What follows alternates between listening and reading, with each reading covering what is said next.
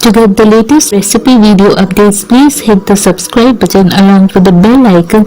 You can also follow us on Instagram, Facebook, Twitter or Google+. Thank you.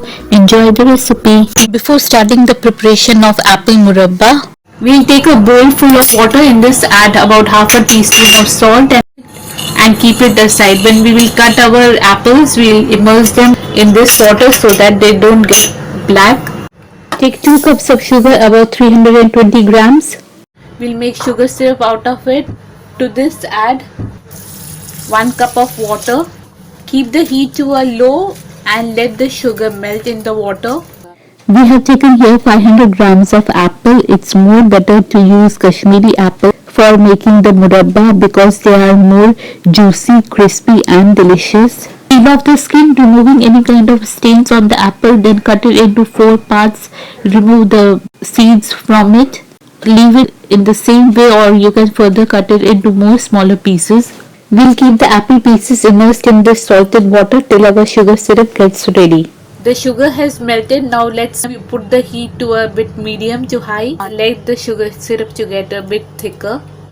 1/3 consistency would be ideal for it. Sugar syrup has come to a boil. Add 3 to 4 cloves in it. We have taken about 5 green cardamoms. We have just separated the skin and the seeds and added both of them. You can discard the skin if you don't like to add the skin. We will now take out the apple pieces from the salted water and add them to the sugar syrup.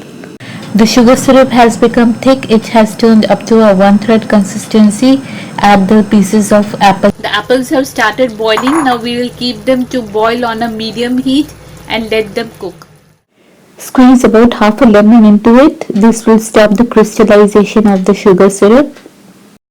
As you can see, our vessel is filled up with more water after the boiling point because the apple has also started releasing juice from itself. And we need to evaporate as much juice as possible to get the semi-thick murabba, and plus add it to it. We don't want that after cooling down our apples to release more water. Keeping this in mind, we have to check the consistency of the murabba and then put out the heat. If you want to add color into it, you can add it. We are not adding any color here. Or you can even add few strands of saffron, that is kesar, into it to give it a nice color and flavor. These are 15 to 20 blanched almonds broken into half. Let's also add it into it. After 10 minutes of cooking on a medium heat, the consistency is perfect and the apple pieces have also become tender. Let's now put off the heat. You can get the recipe measurements in the description section below. Let's keep this to rest for at least 2 hours and then check it out. After about 2 hours, the sugar syrup has become a bit thicker and the pieces of apple have become transparent. That means they have absorbed the sugar in themselves. Now it's ready.